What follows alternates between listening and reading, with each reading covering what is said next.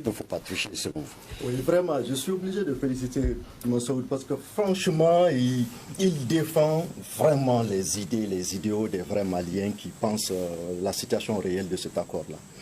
Quand on me dit qu'on peut réviser la Constitution facilement et sur la base d'une laïcité, si déjà les principes là sont respectés.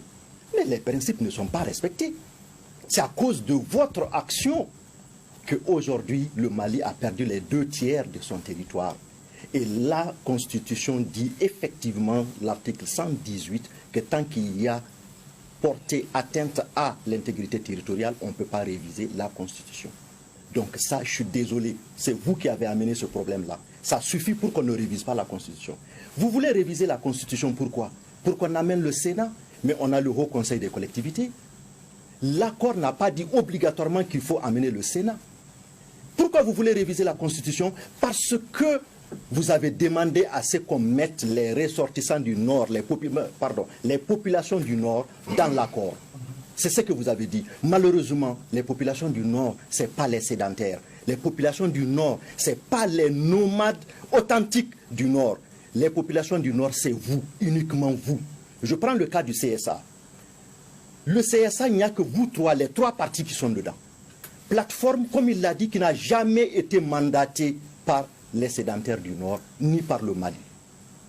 Aujourd'hui, d'ailleurs, cette plateforme se trouve divisée. Il y a une grande partie, à part le GATIA, groupe d'autodéfense Touareg, Imgat et alliés, qui sont aujourd'hui les vrais Maliens qui se battent pour le Mali. Les autres, les narcotrafiquants qui sont cités dans les résolutions des Nations Unies, sont de votre côté. Ceux que les experts des Nations Unies ont indexés comme étant des terroristes sont de votre côté.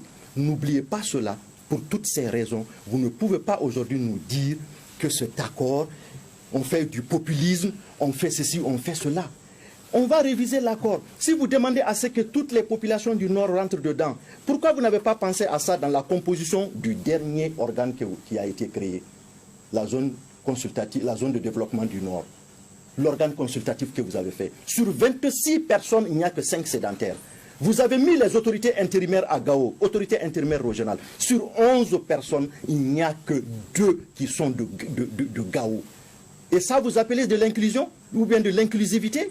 Aujourd'hui, même les femmes que vous avez mis dans le CSA au nom de l'inclusivité, ces femmes-là sont qui? On sait, ce sont vos sœurs, vos cousines. C'est qui d'autre? C'est des gens que quelqu'un de la plateforme, parce qu'il est bien placé dans la plateforme, a appelé des gens, il les a mis dedans. Ils n'ont pas été décidés dans une assemblée générale au nord du Mali pour être dedans.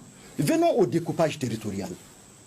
Le découpage territorial que vous clamez tant, pour lequel vous voulez qu'on modifie notre constitution. Vous avez vu la tentative. Vous étiez où? De bonne foi, vous étiez où?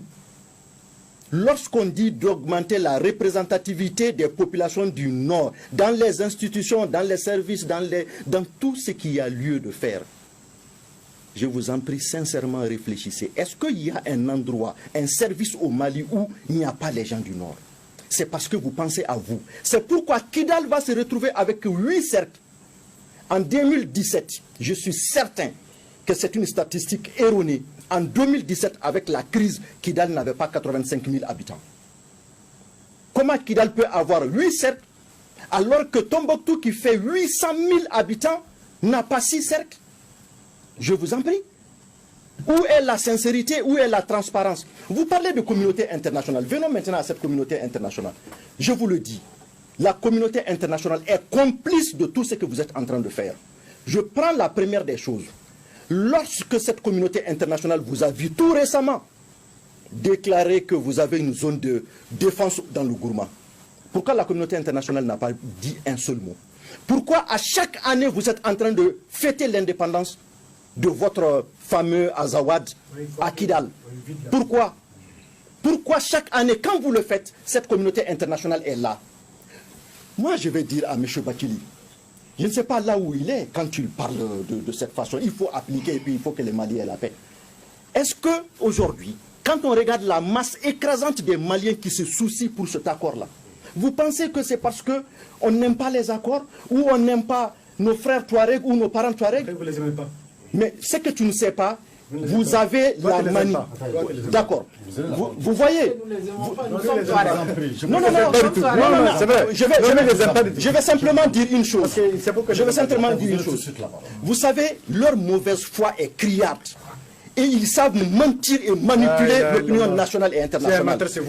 Vous savez, je vais vous dire une chose. Non, je vais vous dire une chose. Vous savez, moi, mon professeur d'informatique avec lequel j'ai créé ma première société, il s'appelle Ousmane Agdala.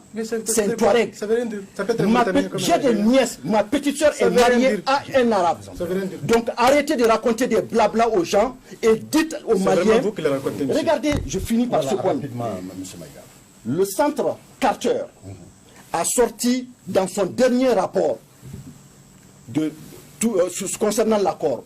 Ils disent que l'accord est aujourd'hui en retard, principalement à cause du Mali et à cause de la CEMA qui refuse de déposer les armes lourdes qu'elle a. Alors, où est votre bonne foi? Vous êtes aujourd'hui dans le gouvernement, vous êtes au nombre de combien dans le gouvernement? Si la bonne foi dont vous parlez, la paix dont vous parlez, si réellement c'était votre ambition, le minimum que vous pouviez faire, c'est de demander pardon au peuple malien pour les 5000 morts après la signature de l'accord. Plus de 400 villages supprimés de la carte du Mali. C'est vous, parce que c'est vous qui avez commencé cette crise. Si vous n'avez pas amené votre horde de terroristes au Mali, cela ne se serait pas passé. Et c'est vous qui avez encore mis le Mali dans cette situation. Parce qu'au lieu de... Monsieur Maïga, c'est